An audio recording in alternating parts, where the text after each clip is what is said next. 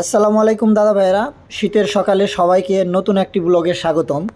আমি আছি কাতারে এক আরবির বাসায় 3টা খেজুর গাছ কাটার কাজে। মাত্র 500 রিয়ালের বিনিময়ে এই 3টা খেজুর গাছ পরিষ্কার করে দিলাম, যা বাংলাদেশি টাকায় 20,000 টাকা। দেখুন, আমরা পুরুষ মানুষ, আমাদের কিন্তু লজ্জা থাকলে চলবে না। মনে রাখবেন একটা বিষয়, যে আপনি যদি লজ্জা করে কোনো কাজ না করেন, টাকা ইনকাম না করেন, একদিন যদি আপনি আপনার পরিবারের বাজার করতে না পারেন, কেউ কিন্তু আপনাকে পরিবারের বাজারের টাকা দিবে না।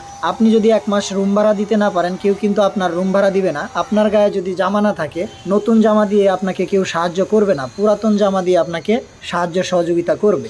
আর আপনার পরিবারের সদস্যরা যদি স্কুল ফি, আপনার সন্তান, আপনার মেয়ে, আপনার ছেলে যদি স্কুলের ফি পরিশোধ করতে না পারে, টিউশনের ফি পরিশোধ করতে না পারে, কেউ কিন্তু পরিশোধ করে দিবে না। নিকটাত্মীয় ছাড়া কেউ কিন্তু পরিশোধ করে দিবে না। তাহলে আপনি যদি লুক লজ্জার ভয়ে টাকা ইনকাম করা থেকে বিরত থাকেন, আপনি যদি মনে করেন যে এই কাজ আমি করলে মানুষ কি বলবে, লোকে কি বলবে, তাহলে একবার চিন্তা করে দেখেন যে আপনি না খেয়ে থাকলে লোকে কি করবে, লোকে কি বলবে। তো অবশ্যই কোনো কাজে লজ্জা করলে চলবে না। আমরা বিদেশের মাটিতে আসছি টাকা ইনকাম করার জন্য। সমস্ত কাজে, যে কোনো কাজে যেখানে টাকা আছে, সেটার জন্য আমাদেরকে সবসময় রেডি থাকতে হবে। আমাদেরকে দেশে টাকা পাঠাতে হবে, রেমিটেন্স পাঠাতে হবে, আমাদের দেশের উন্নতি করতে হবে, আমাদের পরিবারের উন্নতি করতে হবে। একটা জিনিস খুব ভালো করে আপনারা খেয়াল করবেন, যে আমরা বিদেশের মাটিতে যে পরিশ্রম করি, যে সমস্ত কাজগুলো করি, এই কাজগুলো যদি দেশে করতাম, এরকম পরিশ্রম যদি দেশে করতাম, তাহলে কিন্তু এই বিদেশের চাইতে দেশে আমরা বেশি টাকা ইনকাম করতে পারতাম। তো এখন বিদেশে আসছি, এখন দেশে যে লোক লজ্জার ভয়ে কাজ করি নাই, বিভিন্ন কাজ থেকে বিরত থাকছি, এখন বিদেশের মাটিতে এসেও আমাদেরকে যদি এগুলো করি, তাহলে কিন্তু আমরা টাকা ইনকাম করতে পারবো না।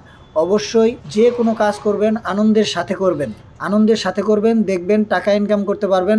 দেখুন, গাছটা কিন্তু মোটামুটি পরিষ্কার হয়ে গেছে। এখন শুধু এই যে আরেকটা কলম আছে এই সাইড দিয়ে, এই কলমটাকে কেটে ফেলে দিব। কেটে ফেলে দিলে গাছটার ভালো একটা লুক চলে আসবে। তো যাই হোক, এখানে কাজ করার পরে কাতারি কিন্তু খুশি হয়ে, আমার কাজ দেখে খুশি হয়ে তার বোনের বাসায় কাজ দিছে।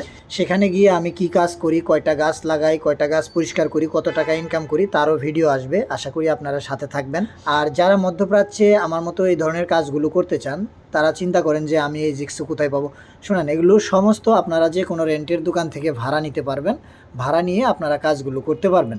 আর একটা বাড়িতে আপনি ছোটো একটা কাজ দিয়ে যদি ঢুকে যান, ওই বাড়িতে কিন্তু ভবিষ্যতে যে বড় কাজগুলো থাকবে সবগুলো আপনারা পাবেন। তো সেই জন্য সবাইকে বলবো, কমিউনিকেশন বাড়ান। ভালো থাকবেন সবাই। ভিডিওটি ভালো লাগলে অবশ্যই শেয়ার করবেন, একটা লাইক করে দিবেন।